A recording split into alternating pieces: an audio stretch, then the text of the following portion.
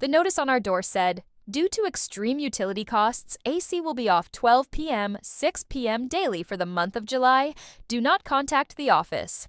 It was 111 degrees in Phoenix. My living room hit 92 by 1:30. The property manager called it energy stewardship. The city housing inspector called it a violation. I didn't scream. I bought a 9-door thermometer, logged temperatures every hour, opened a separate escrow account for my rent, and filed complaints. 48 hours later, the AC was back. The owner was facing fines, and every tenant had a letter promising rent credits and a policy that actually met the law. I'm Mariah Ortega, 33, UX designer, single mom to an 8-year-old named Eli, who thinks anything under 95 degrees is spring. We live at Desert Palms, a beige-on-beige apartment complex in West Phoenix, where the palm trees lean like they're tired of holding up the sky. The brochure promised modern desert living.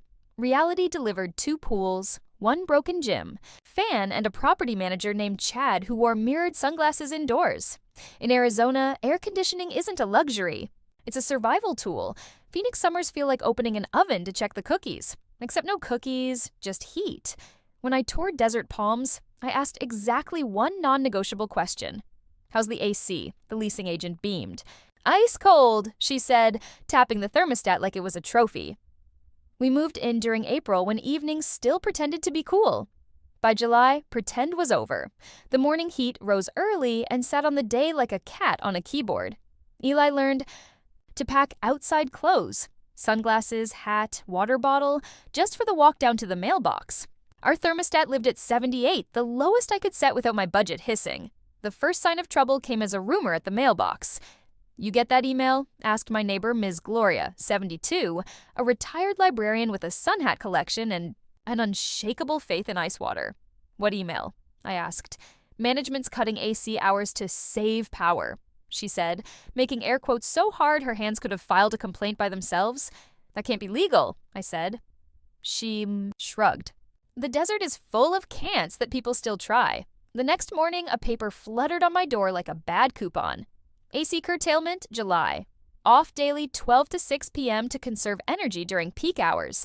Please plan accordingly.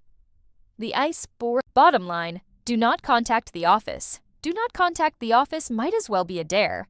At noon, the vents went quiet. By 12:40, our living room thermometer read 86. Eli sprawled on the tile, cheeks flushed.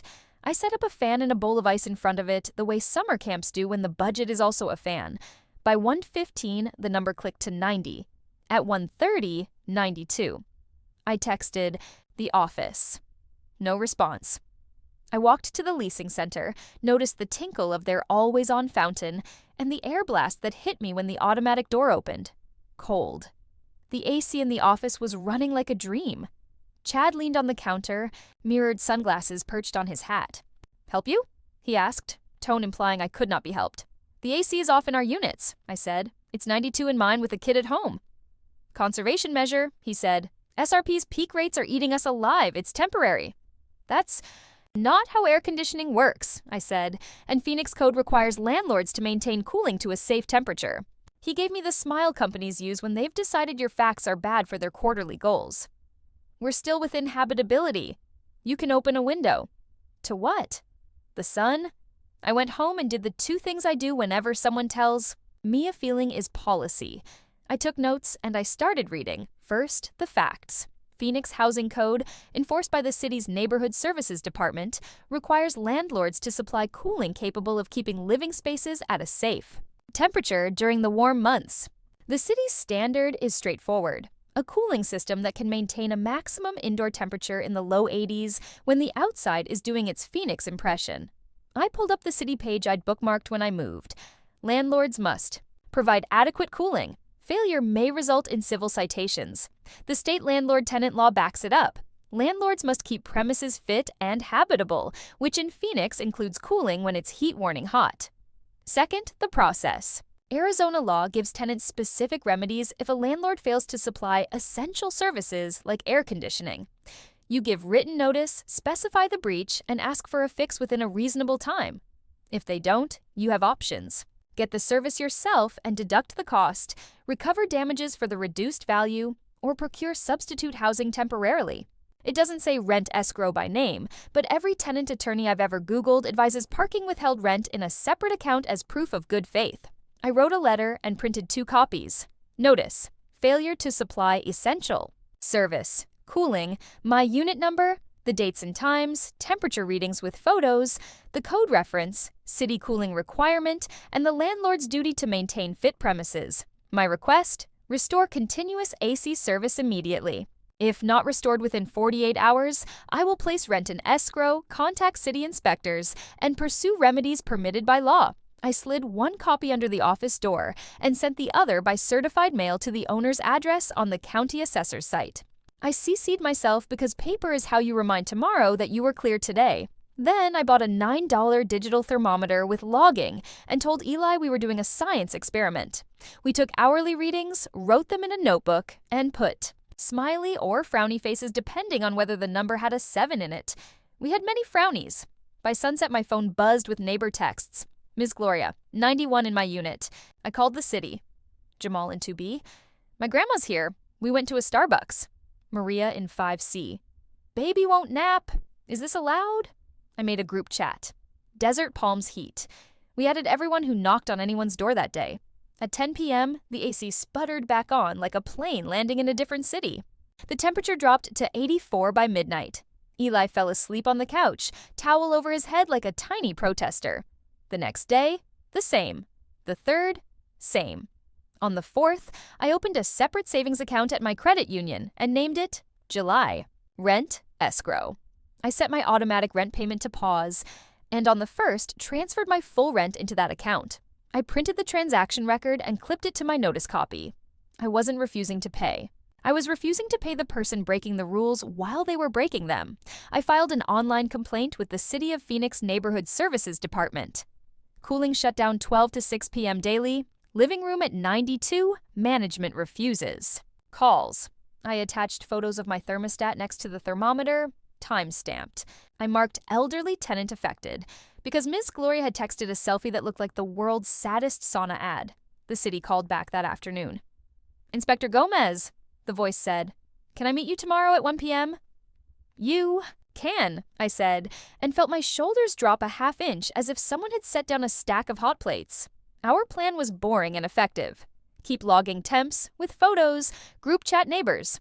Drink water, check on 2B. Invite the inspector into 3 units. Mine, Ms. Gloria's, Jamal's.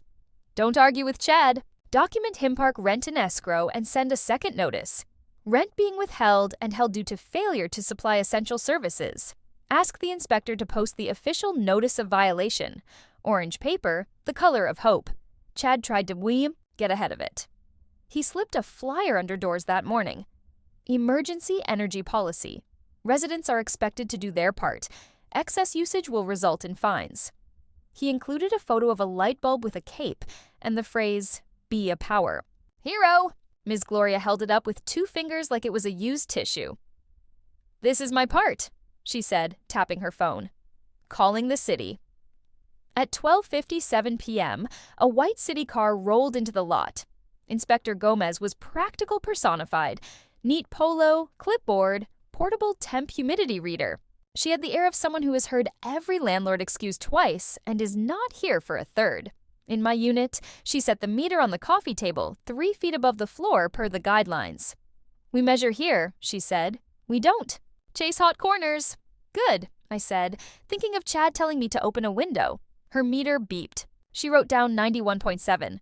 What's your thermostat set to? She asked. 7 date, I said. Systems off? She asked. Management shuts it down at noon, I said. She wrote that down too. Is that a posted policy? She asked.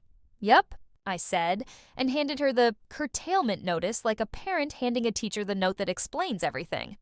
She looked at it and raised an eyebrow. They put do not contact the office on an official notice? They did, I said. In Ms. Gloria's unit, it was 90.2.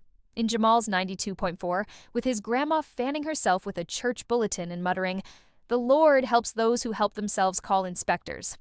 Back in the parking lot, Inspector Gomez pulled out a stack of forms and began writing with the slow, careful pen of a person who's about to be quoted. Under Phoenix Neighborhood Preservation Ordinance, she said, landlords must provide Cooling capable of maintaining safe indoor temperatures during the warm season. Shutting off AC during peak heat is a violation. I'm issuing a notice to comply with a 24-hour deadline. After that, citations and fines accrue daily until corrected. Just then, Chad strode out of the office, sunglasses reflecting the world in small. "What's this?" he asked, waving at the orange paper in Gomez's hand like it offended him. "A notice to comply," she said. "You are required to provide adequate cooling at all times. You cannot shut off AC during the hottest hours and remain in compliance." "We're trying to save power," he said. "It's conservation. You can conserve by installing shade screens, sealing ducts, and advising residents," she said evenly. "You can't conserve by breaking the law." He puffed, then pivoted. "We had maintenance issues," he said. "Parts delays. The office. AC is running," Ms. Gloria said, appearing like an avenging librarian. "You can swap parts from your ice palace." Gomez posted the orange notice on the leasing office door. It glowed like a small sunrise. She handed me a copy and gave me a card. "If they harass you or try to retaliate, rent hike, notices, we'll be back. Retaliation for calling us is not permitted." "Thank you," I said, and meant it in the way that includes my bloodstream. Within an hour, an email. AC restored. It was signed management, as if a collective of adults had made a decision rather than a single man realizing the city was watching. At 12:01 the next day, our vents kept humming. At 1:15, our living room held at 80. I almost cried at a number. Sent a second notice to management and the owner. Cooling appears restored. Per my prior notice, I will release July rent from escrow when the city verifies compliance and you provide 1. Written assurance curtailment will not recur, 2. Rent credit for days out of compliance, and 3. A plan for high heat communications, and check-ins for elderly tenants. I attached a photo of the orange notice like a family portrait. Chad called from a number that showed up as restricted, which told me everything. "You can't withhold rent," he said. "I'm not withholding," I said. "I'm holding in escrow. The law allows remedies when essential services fail." I gave notice. I documented. "I'll pay in full when you document too." He dropped into what he thought was a threatening tone. "We can file a 5-day notice for non-payment." "You can try," I said. "I'll answer with 1. The city's violation notice, 2. My escrow receipt, and 3. The statute that says retaliation is illegal. Your owner will be paying your legal fees, and you'll be cooling your heels." 2 hours later, the owner emailed from New York, where, I imagined, July meant parks and iced coffee rather than survival. "We were not aware of the curtailment. We've instructed management to keep AC service continuous. We will credit tenants for affected days. Please allow us 48 hours to send a plan." I forwarded the email to the group chat. Ms. Gloria replied with the confetti emoji she uses sparingly. That night, Inspector Gomez returned for a recheck. 79.8 in my living room, 80.4 at Ms. Gloria's, 78.9 at Jamal's. "We bought a fan. It's like living inside a spaceship." She nodded. "They've restored service," she said. "We're closing the violation contingent on their plan. To prevent recurrence. If they slip, call me. Prevent recurrence." My 2 favorite words after rent credit. The owner's plan arrived the next afternoon on letterhead that tried too hard. Desert Palms Heat Action Plan. It included a written commitment to continuous AC service during warm season, no curtailment without city approval, which they would never get, biweekly filter changes during heat advisories, a 24/7 hotline for HVAC emergencies, answered by a human, not a voicemail, that said, "Do not contact the office, wellness check opt-in." List for elderly tenants during heat warnings, installation of shade screens in all west-facing units within 60 days, a rent credit. 35-day for each day, AC was shut off in July, prorated for that first week. Fine, but paper isn't money. I replied, "Credits are good. Please also waive late fees for tenants who placed rent in escrow and give us your assurance in writing. There will be no retaliatory notices." He replied within an hour. Agreed. 2 days later, the credits posted. My escrow transfer went back out to the portal. The relief of paying money for a service actually provided is a very specific high. Not everyone got it, though. A week later, Jamal texted, "I got a 5-day notice for policy violations. Abusive communications." He had emailed the office calling their flyer stupid, which it was, but abusive was their way of punishing dissent. I forwarded his notice to Gomez. She replied, "Retaliation. Again." She sent it to the city attorney. The owner got another call from someone whose voice had power. The next email we saw was short. All 5-day notices issued between July 1st to 15 rescinded. I'm not a person who enjoys fights. I enjoy reading the manual and following it while other people realize the manual applies to them too. Our manual here was simple: Arizona law plus Phoenix code. The curtailment violated both. The real payoff wasn't my cooler living room. It was watching desert palms transform from "do not contact the office" to "here is our hotline." They sent a printout with hotline, city resources, and a little bullet that made me smile. If you experience a heat-related medical emergency, call 911. Our staff are not medical professionals. For once, a sentence that didn't pretend property managers could be EMTs. In August, the owner flew in. He held a listening session under a shade sail by the smaller pool. He looked exactly how you think a person who says listening session looks, but he also said, "I didn't know our managers shut off AC. That won't happen again." He replaced Chad with a woman named Lila who wore a name badge and carried a small notebook like she planned to write down the things. We said, "She did." Lila's first act was practical and telling. She walked units with a maintenance tech and a cooler filled with water and popsicles. She checked that filters were fresh and thermostats set correctly and that window seals weren't letting the sun pry its fingers inside. She made a list: shade screens, broken seals, door sweeps, vents that blew weak. "It's cheaper to keep." "The cool in," she said, which might be the most Phoenician sentence ever spoken. We also formed a tenant committee. Not a union, just a group chat in real life.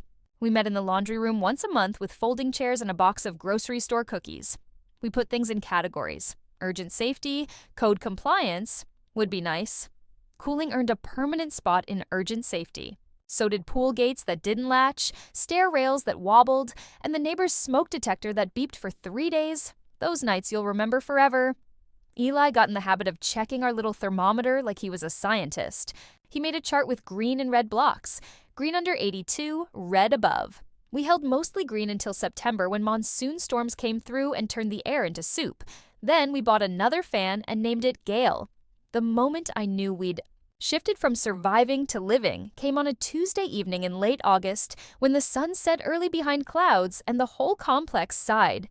Kids raced past our unit laughing like your first laugh after a headache. Ms. Gloria sat under the shade, sail with 2 paperbacks and a spritzer. Jamal's grandma waved at me from her patio and said, "I still got that church bulletin for memories." We both laughed. A week later, a new tenant knocked on my door clutching a stack of forms. "Hi," she said. "I'm Tasha. I heard you're the person who knows what to do when things go sideways." "I might be," I said. "Depends on the thing." "AC," she said, pointed at her ceiling. "It's making a noise like a plane." I gave her Lila's card and showed her where our group posted heat alerts. "If it fails, log temps, take photos, and call the city if you have to," I said. "Also, here's the hotline and here's a box fan. It's labeled Community. For a reason." She stared at the fan like it was a magic trick we'd share. "You keep a spare fan?" "We keep 3, I said. "This is Phoenix." When I look back on July, I don't remember the heat so much as the small logistics of survival: ice in front of fans, wet washcloths in the freezer, text threads that pinged, "check on 5C." I remember Inspector Gomez's steady meter finding the truth in the room and writing it down with a pen that could make someone listen. I remember the orange notice shining on the office door like a tiny sunrise, and how some sunrises are not about light but about rules. I also remember walking back into the leasing office weeks later and feeling the air hit my skin and realizing I wasn't angry anymore because angry had done its job. It had moved. Comfort is not justice, but it is proof. We framed the city's cooling rights page and hung it on our fridge next to Eli's spelling test. Know the rules that keep you safe, I told him, and the people who enforce them. He pointed at the inspector's card on the magnet board and said, "Like her," and I said, "Exactly." If a landlord treats the AC like a light switch, treat the law like a manual. Document temperatures, send a written notice, hold rent in escrow, if you can while you withhold in good faith, and invite the one person they can't ignore, a city inspector with a meter and a clipboard. The fix you want is cool air now. The win you keep is a policy that outlasts July. Note: this story is set in Phoenix, Arizona. Cooling AC standards and tenant remedies vary by city and state. Always check your local code and follow your lease and state law.